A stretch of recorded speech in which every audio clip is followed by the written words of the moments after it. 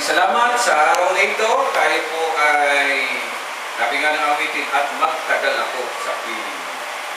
Wala na nagtatagal sa daigdig dito. Wala na nagtatagal. Pero temporary. Okay. Nanasin tayo? Okay. Sa araw na ito, mayroon tayong isang topic dito. Nandun pa rin sa Romans chapter 5. Kikita niyo yun, dami nakalista. At, yan, sabi mo. Ako'y nabibless din kapag nalalaman ko yung mga bagay na lalo nagpapaliwanag sa mga binabasa natin. Dito lang sa chapter 10, verse 10, sabi rito, babasahin ko muna sa English. For if, when we were enemies, matindi, no?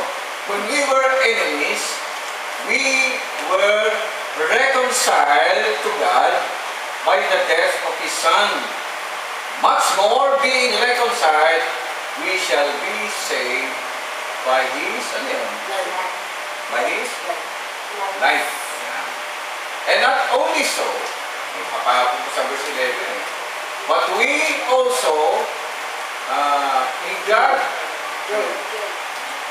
also joy in God through our Lord Jesus Christ, by whom we now receive the atonement. Babasahin ko po sa Tagalog, tingnan ninyo ang pagkakabanggit. Kasi po yung King James, medyo may question po yung translation. Ano po? Ako na po, ang galing natin, tayo pa nagpo-correct sa kanila. Kasi translation po yan. Pag yan ay binasa natin, nang ayaw lang sa ating pagkakabasa, talaga magkakaroon po ng ibang meaning. So, let's look deep. Pupunta tayo sa original.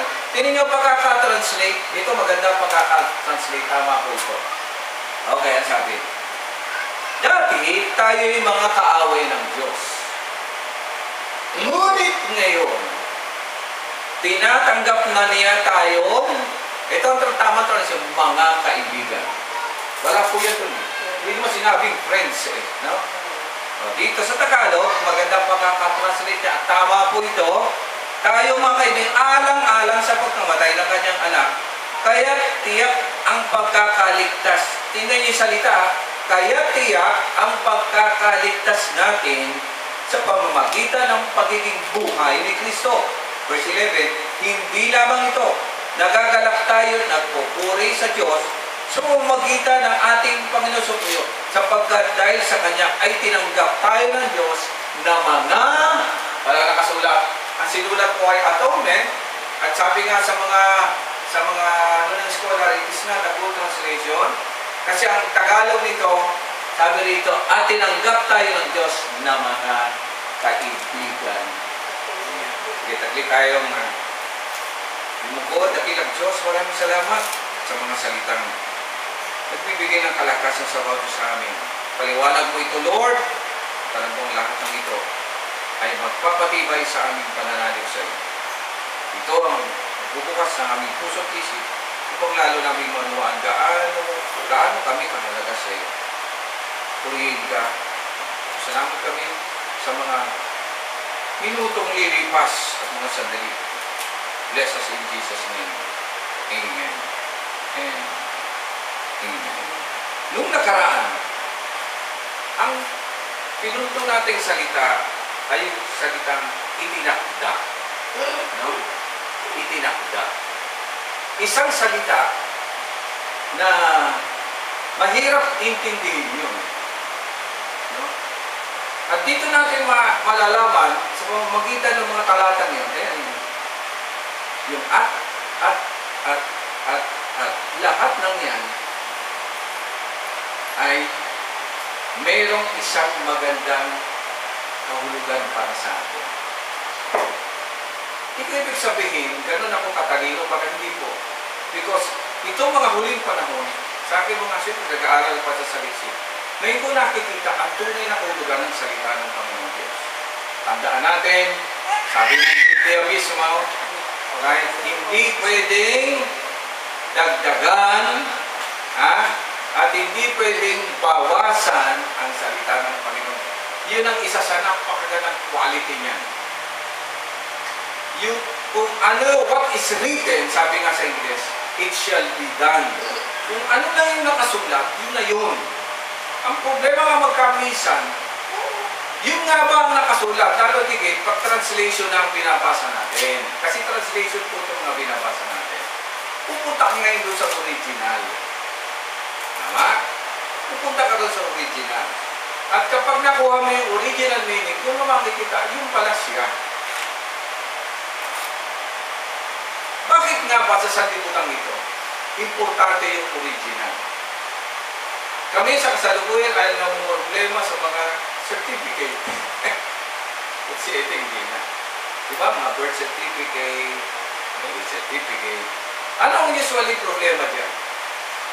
Pag mali ng pag-type, mali ng spelling, apatay ka na.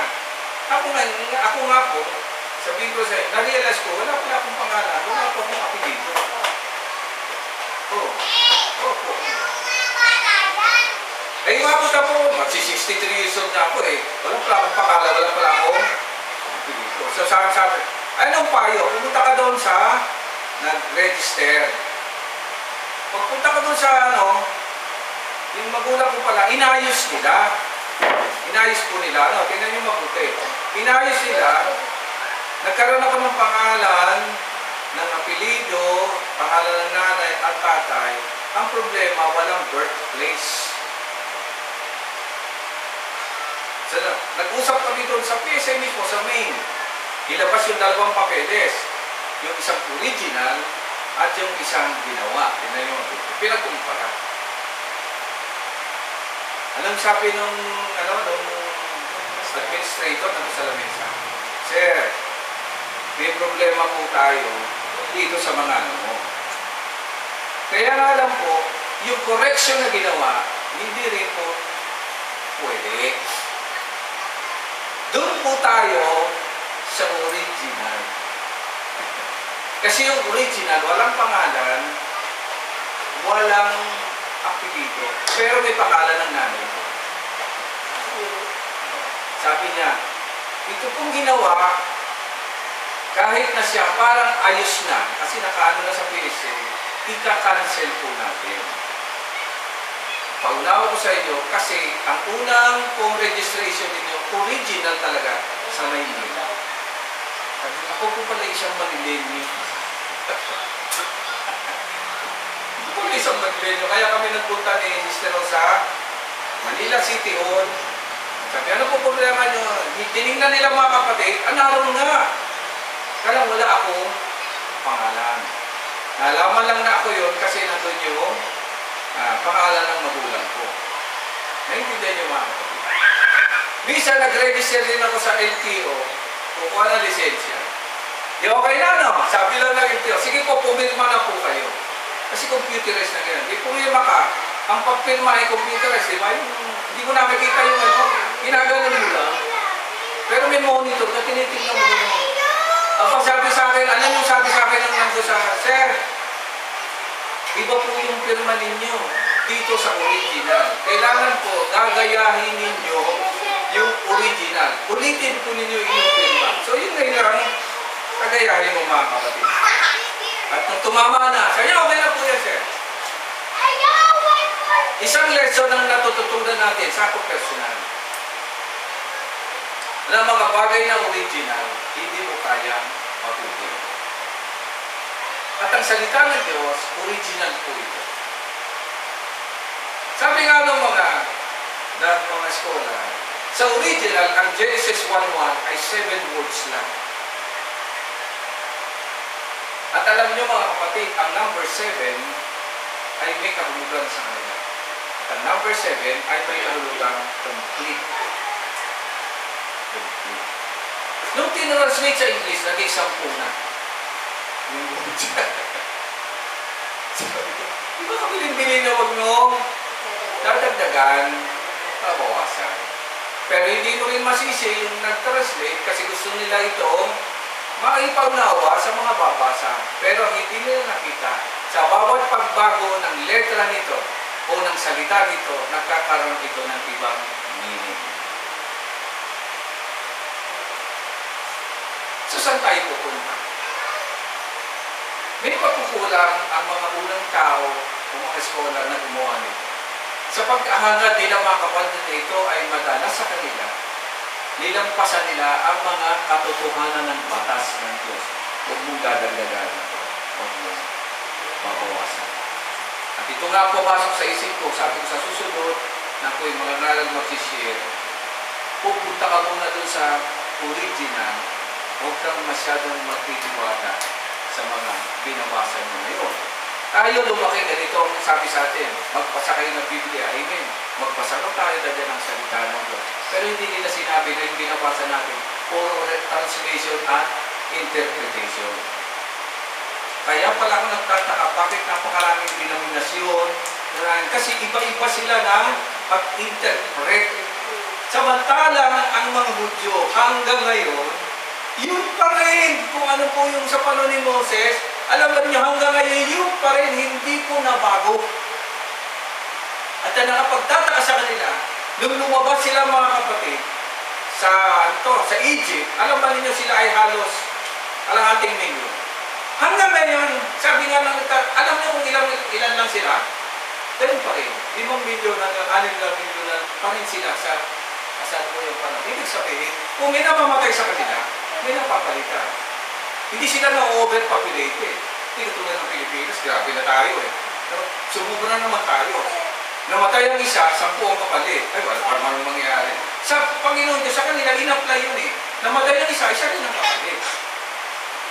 Alam niyo, madagdag ko rin, sa Japan, nabasa ko lang ito nung ngayon, napakalaki ng problema nila. Sabi doon, sa kasalukuyan sa Japan ay may 9 million na bahay na wala ng tao.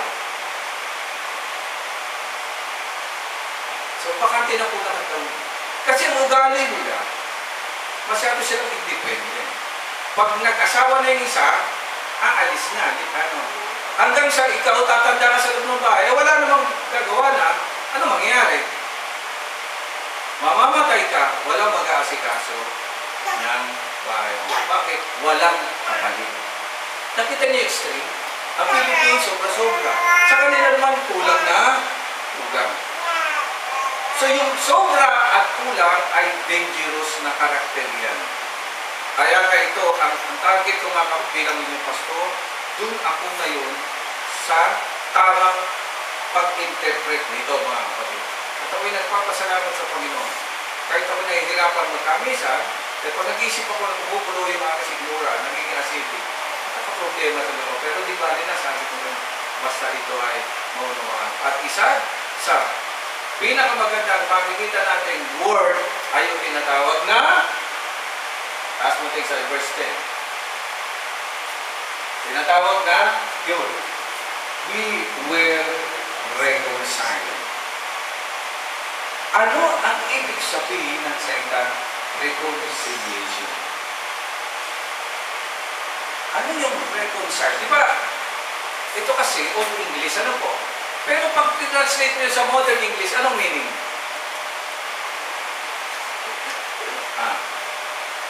Ang mga English, ano ba yung reconciliation sa English? Sa Modern, sa kayo? Uy, makipag-reconcile ka na. Sa Modern. Makipag-ayos. Ha? Pati na ba kayo? Tama pa. Tay, pati na ba?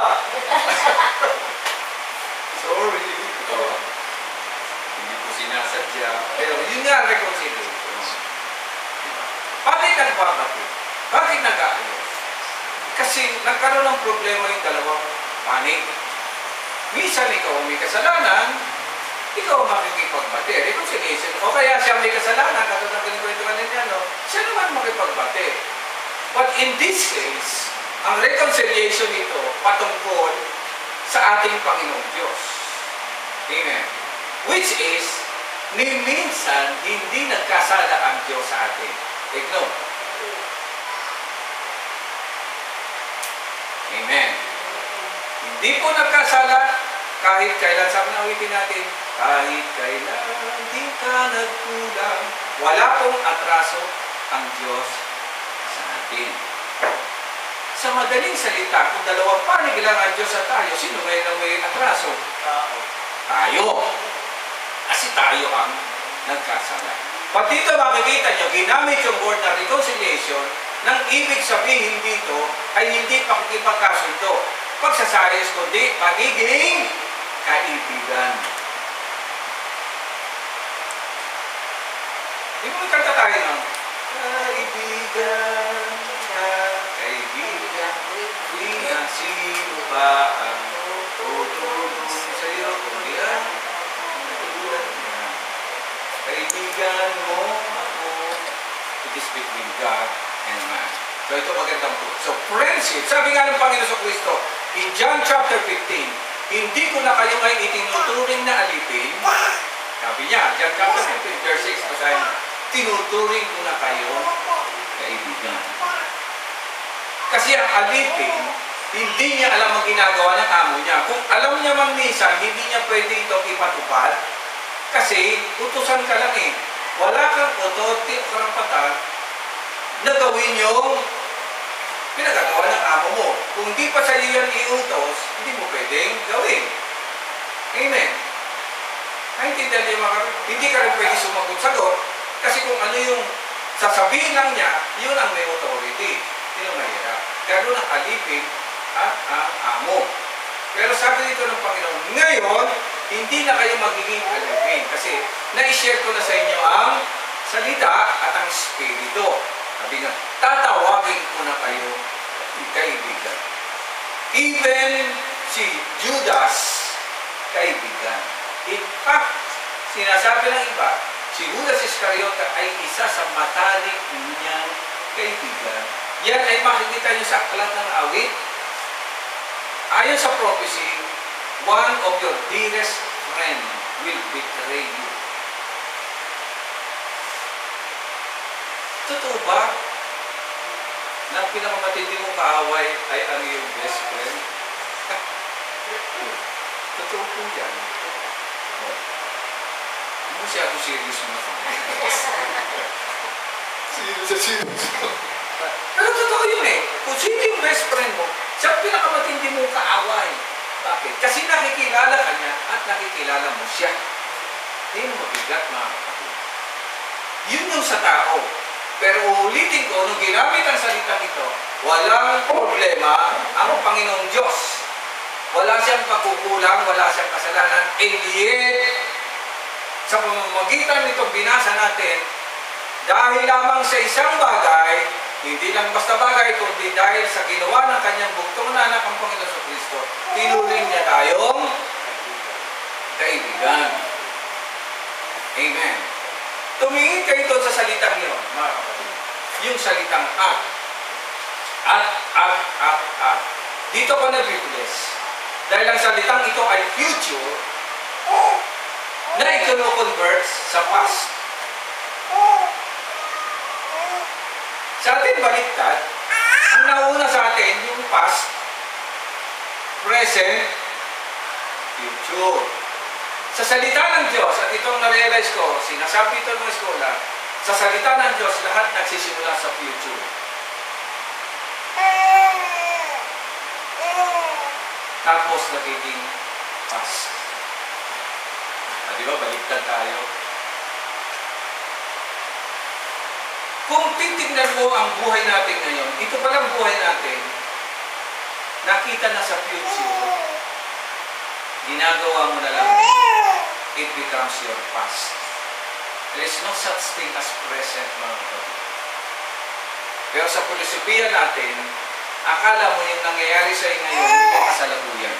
Pero ang totoo pala, yan ay itinakda na, yung word na ginamit natin, itinakda na ng Diyos, ginagawa mo lang. Hirap intindihin? Ulitin ko. Sa sanlibutan, kaya tayo namin disgrasya pala, mag-aaral muna tayo. Magtatrabaho muna tayo. Bakit ka nagaganon? Sabi ng mga magulang natin, mag-aaral kayo mabuti para paglaki ninyo. So that is the future. May pera ka na, may ganito ka na. O, di ba? Hindi ka na manghihingi sa akin ng baon. O paghingi, sabi ng magulang. O, nawa, magaling. O, yan. O, kay ganyan, sabi ka nun. So, yun ang pumasok sa isip natin. Aral tayo. Huwag tayong magtaas sa grade. Tapos, nag-graduate na ako na elementary. Susunod naman, kailangan kong graduate na high school. Pagdating ng high school, usap-usap na kayo mga magpabarkada. Ano kukunin natin course? O ganito, ganon. Kailangan matapos natin yung bakit? Kasi sabi, yung future mo, nasa sayo rin daw. Diba? Tapos kung graduate ka ngayon, kailan nagtataka ka, iba ang pinag-aralan mo doon sa trabaho mo ngayon. Tama si Mr. Mistake. Ano tinapag mo Mr. Mistake? Education. Ano trabaho mo ngayon? Sa sales. Sa layo. Ay, buti si Mika, talaga ba education ka? Ngayon, teacher? Nanay ka eh.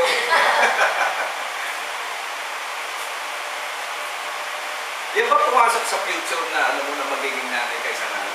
Hindi, ano? Sabi sa'yo. Because sa salita pa nga ng Diyos, bago maganap ang lahat sa daigdig na ito, pinlano na ng Panginoon Diyos. Lahat pala na magaganap at magaganap pa, susunod lang sa plano ng Diyos. Patay tayo. Kasi kung ano-ano pinlano natin, hindi mo kinonsulta sa plano ng Diyos. Tapos pag nagka-problema ang mga tao, pagka minsan, sisisihin pa nila, hindi na yung sarili nila, kundi yung Diyos. Kasi hindi ako nagtapos, kaya ako nagkakalit. Ang dami mong sinasabi. Pero mahal mo, kaya hindi ka pinagganyan o pinagganito. Kasi iba ang plano sa iyo ng Panginoon Diyos. Sometimes yung iniisip mo, yung pa ang magdadala sa iyo sa kapahamakan.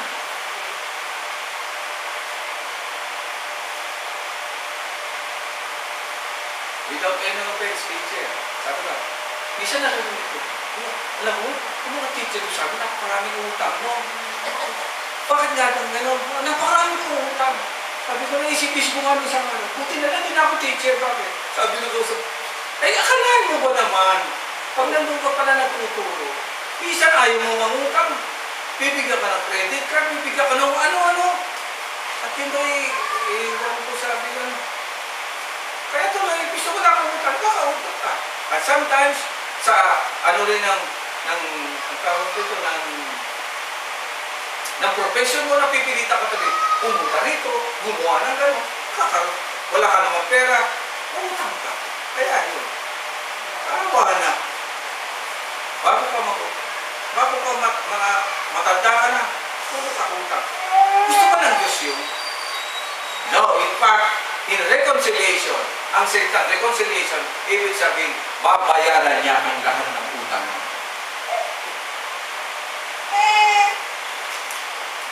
Hindi po ang Diyos ang may utang sa iyo.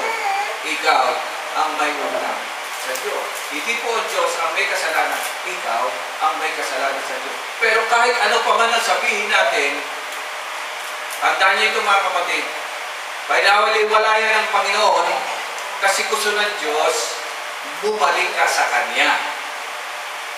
Hindi babalik sa iyo ang Diyos. Dahil minsan, hindi tayo iniwan ng Panginoong Diyos.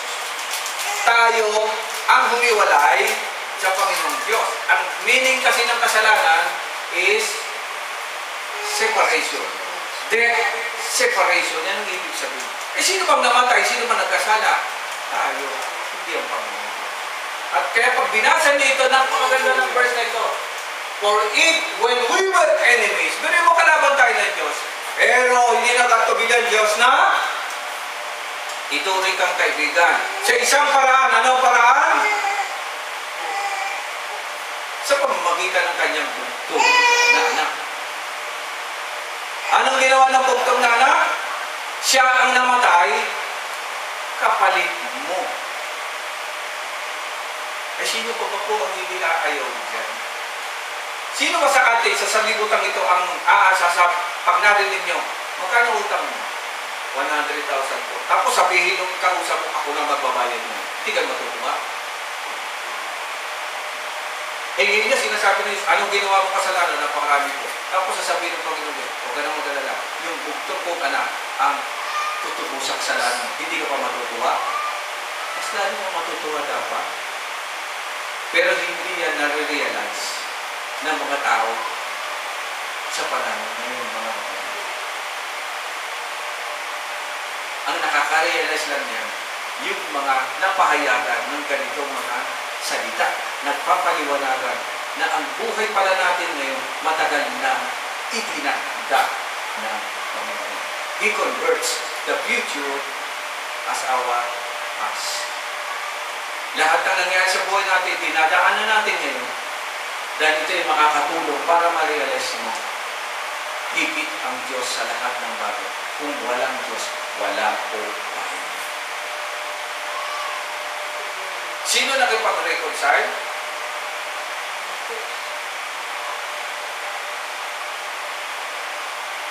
Wala pong atraso ang Diyos sa atin. Tayo po kami atraso sa Diyos. Kaya nga po may evangelism, may mabuting balita na nagsasabing, magbalik loob kayo sa Diyos. Hindi po ang Diyos ang magbabalik loob sa atin. Wala po sa problema. Tayo po ang magbabalik loob sa Diyos. Kaya nga pag nakita ninyo, we were reconciled to God through the death of His Son. Much more, being reconciled, we shall be saved by His life.